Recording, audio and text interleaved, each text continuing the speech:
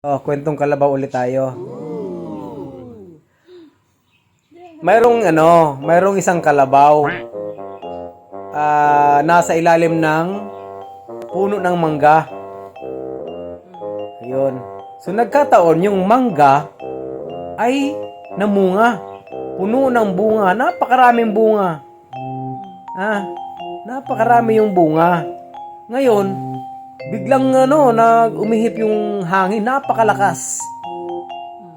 May nahulog sa lakas ng hangin, may nahulog na bunga ng mangga. Ngayon, ang ginawa nung kalabaw, tumakbo, palayo doon sa puno ng mangga. Ayan. So, eto ang tanong. Bakit tumakbo yung kalabaw papalayo doon sa puno ng mangga? Baka malaglagan siya. Baka malaglagan mo.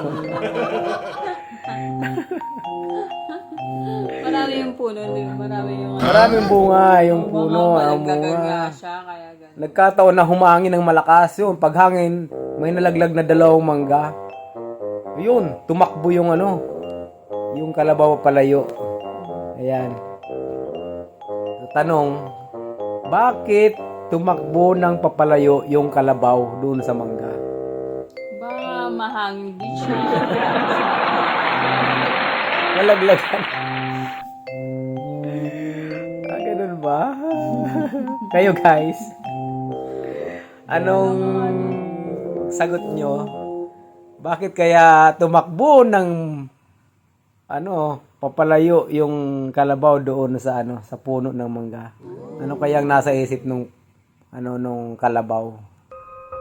Guys, abangan ko yung comment nyo. Bye bye.